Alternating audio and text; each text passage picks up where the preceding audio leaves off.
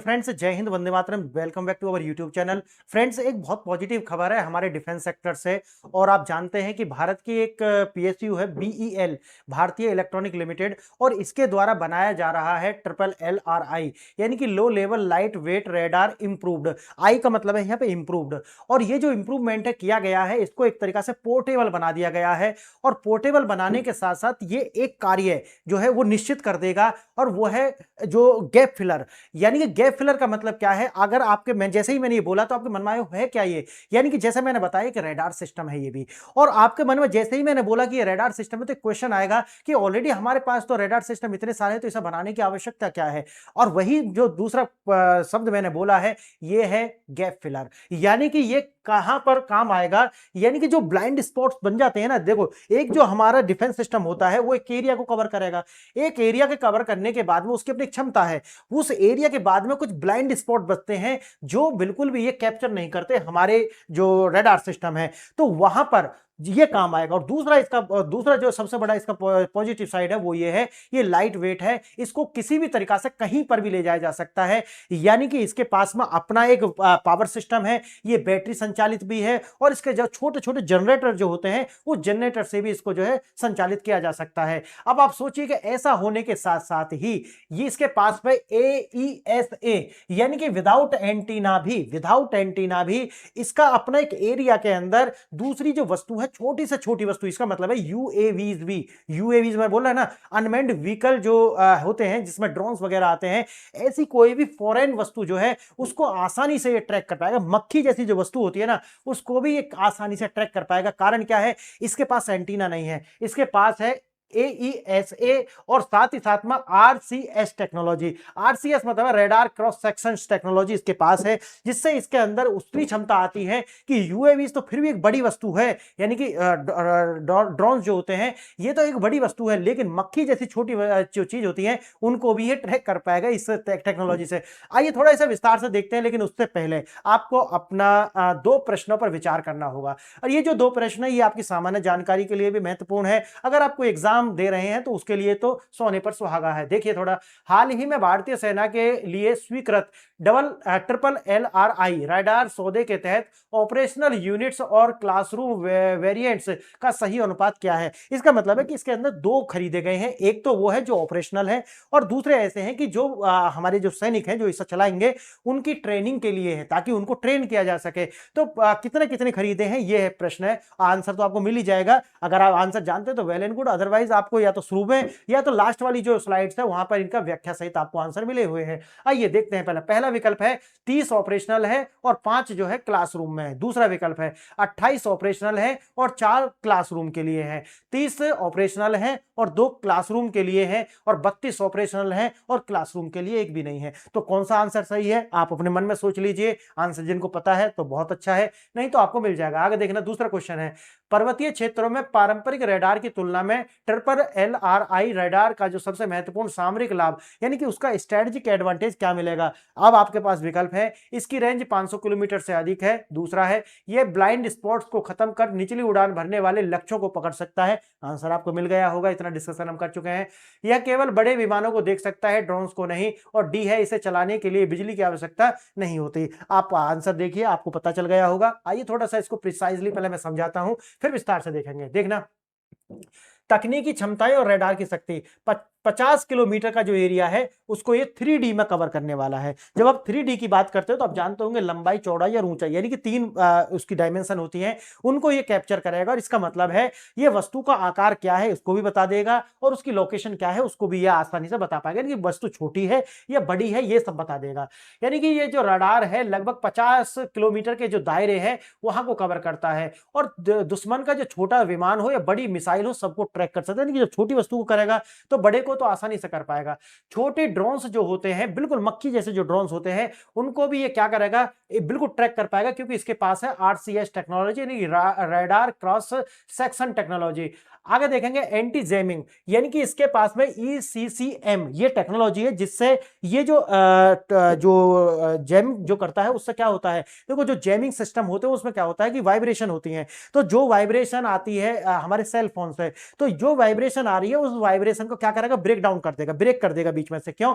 इसकी जो वाइब्रेशन होती है जैमिंग की, वो बिल्कुल उसके विपरीत होती है। यानी कि जैसा सेल फोन से जो वाइब्रेशन निकल रही है उसके बिल्कुल विपरीत निकलेंगे, किसमें से? जैमर में से, और वो आपस में आकर के टकराएंगे और जिससे वो डिस्ट्रॉय कर देगा। बस ये है, तो इसका जो नेटवर्क है वो हैम्पर हो जाएगा। सेम वही तकनीक इसमें के अंदर लगाई गई है ECCM के अंदर। इसका मतलब है कि जो जैमर है, इनका जो भी जैमर होता है, वो जैमर जैसे उससे वो निकलेगा, इसकी जो रडार से जो निकलने वाली जो वेव्स हैं वो उसको क्या कर देंगे? कैंसिल आउट कर देंगे। तो ये जो टेक्नोलॉजी है ये अपने आप में इसको बनाती है कि आने वाले समय में उसको भी कोई जैम नहीं कर पाएगा। इसमें इलेक्ट्रॉनिक काउंटर मैसेज है। इसका ECCM का मतलब क्या है?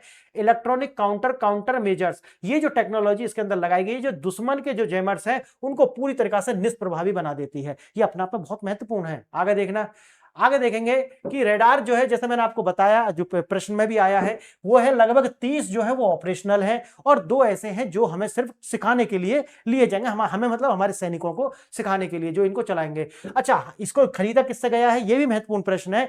BEL यानी कि भारतीय इलेक्ट्रॉनिक जो लिमिटेड कंपनी है, PSU है भारत की, तो इससे इसको खरीदा जाएगा। और जैसा कि आपको बताया कि एंटीना इसके अंदर नहीं है, इसके अंदर है AESA टेक्नोलॉजी। इसका मतलब है ये जो एंटीना वाले होता है उससे ज्यादा रिसीव ये करता है, ये ज्यादा सेंसिटिव है। आगे मैं इसको थोड़ा सा इसके विषय में बताएंगे। देखना, रणनीतिक महत्व और उपयोगिता क्या है इसकी? उपयोगिता ये है कि जैसा आकाश तीर है हमारा, है ना, आकाश तीर के साथ में पूर्ण तरीका से इंटीग्रेटेड ये हो जाएगा। और ये जो रेडार भारतीय सेना और मौजूद आकाश तीर के जो डिफेंस सिस्टम है उसके साथ आसानी से इसको जो है इकोसिस्टम डेवलप कर लेता है। दुर्गम और पहाड़ी क्षेत्रों में आसानी से ले जाया जा सकता है। क्यों? क्योंकि पोर्टेबल है, और इसको जो है इसके साथ बैटरी भी होती है, और साथ ही साथ जनरेटर्स जो होते हैं उनसे भी, छोटे जनरेटर्स जो हैं उनसे इसको आसानी से चलाया जा सकता है। वजन में हल्के हैं, पहाड़ी एरिया हो, उबड़ खाबड़ हो, हर जगह इसको आसानी से ले जा सकते हैं। अब आता है मित्र और शत्रु की पहचान आसानी से कर सकता है। इसके अंदर एक टेक्नोलॉजी है IFF। ये जो टेक्नोलॉजी है, इससे क्या होता है कि ये पता चल जाएगा कि ये जो विमान है या ये जो UAV है या जो भी है, ये है कहां का। अब आपको एक समझ में आ रहा होगा, AI आ रहा है। देखिए, आप जानते हैं कि भारत में भी आप जानते हैं कि एक बहुत बड़ा AI समिट हो रहा है AI के लिए, दुनिया का ये तीसरा है वैसे तो। सिक्योरिटी को लेकर के कि मेजर्स क्या लिए जाएं, भारत क्या डेवलप कर रहा है, उसको लेकर के भारत की एक यूनिवर्सिटी है गलगोटिया कुछ करके, उसने एक बहुत ही जो है हरकत की है, उसको इससे से जोड़ कर बताऊंगा आपको। उसने क्या करा कि चाइना से एक डॉग मंगाया, और वही डॉग जो है दिखा दिया जाकर के, देखिए हमारी जो यूनिवर्सिटी है उसने ये डेवलप किया है। इन मूर्खों को ये नहीं पता आज AI है। आप देखिए, एक पिक्चर क्लिक कीजिए किसी भी वस्तु का, और आप जाकर के AI पर अपलोड कर दीजिए, इनकी ChatGPT पर भी, जेमिनी पर, किसी पर भी, और पूछिए कि इसका ओरिजिन क्या है, वो आपको तुरंत बता देगा ये कहां से बना हुआ है। आप सोचिए, ये भी जो IFF टेक्नोलॉजी है ये आई है AI से ही। यानी कि ये जैसे ही उसको कैप्चर करेगा और तुरंत जो है उसे AI पर भेजेगा, और पता चल जाएगा, ये रिस्पॉन्स देखो कितनी हाई होने वाला है। तुरंत पता चलेगा कि ये या तो चाइना का बना हुआ है या पाकिस्तान का बना, यानी कि अपना जो एनिमी कंट्री है वहां का ये बना हुआ है, और तुरंत उसको क्या कर देगा? शूट डाउन करेगा। समझ गए मेरी बात? तो ये होने वाला है। आप समझिए, शत्रु और मित्र का भी पता लगा पाएगा। ऐसा क्यों हो पाएगा? क्योंकि AI के साथ इसको इंटीग्रेट किया जाएगा। अब देखते हैं, आपको दोनों प्रश्नों के आंसर आराम से मिल चुके हैं। आइए आगे देखते हैं थोड़ा विस्तार से। 30+2 यूनिट इसके मिलेंगे। आप जानते हैं 30 ऑपरेशनल है, 2 क्लासरूम के लिए है। फास्ट ट्रैक एकदम बहुत ज्यादा आपातकालीन खरीद इसकी हो रही है, फास्ट ट्रैक खरीद हो रही है। लगभग 725 करोड़ का जो बजट है इसका, और जो बहुत जल्दी से इसको करा जा रहा है। आगे देखेंगे, आर्मी एडी वायु रक्षा की जो मजबूती है उसको ध्यान में रखते हुए ये सारा कार्य किया जा रहा है। LRI जैसे मैंने बताया, लो level light weight radar system है ये, और इंप्रूव्ड मतलब आई। आगे देखेंगे, इसकी रेंज आप जानते हैं 50 किलोमीटर है, जो मैंने शुरू में बता दिया। ये कैसे करेगा? 3D में उसको कैप्चर करेगा ताकि उसका आकार वगैरह पता चल जाए। इसका वेट बहुत ज्यादा कम होने वाला है ताकि पोर्टेबल रहे, और लक्ष्य जैसा आप जानते हैं ड्रोन्स हो, फाइटर्स हो, मिसाइल्स हो, उनको आसानी से ट्रैक करके सिग्नल्स भेजेगा, ताकि हमारा जो डिफेंस सिस्टम है S-400, अब तो बहुत सारा आप जानते हैं, अलग अलग वीडियो मैंने बनाई है, तो वो उसको शूट डाउन करें। यह रडार फ्रेंडली और हॉस्टाइल विमानों को निरंतर निगरानी में जो है सक्षम बनाता है। देखेंगे, ब्लाइंड स्पॉट जो मैंने शुरू में बताया था आपको कि हमारे पास पहले ही है, तो इनको और बनाने की जरूरत क्या है। ये है जो जितने भी ब्लाइंड स्पॉट बचते हैं जहां पर हमारी निगरानी नहीं कर पाते रडार बड़े, उनको जो है कवर करा जाएगा इसके द्वारा। और ये जैसा मैंने बताया गैप फिलर के रूप में कार्य करने वाला है भारत के लिए। दुर्गम क्षेत्रों में आराम से 24 घंटे 7 दिन ये हमारी जो निगरानी है उसको लगातार करेगा।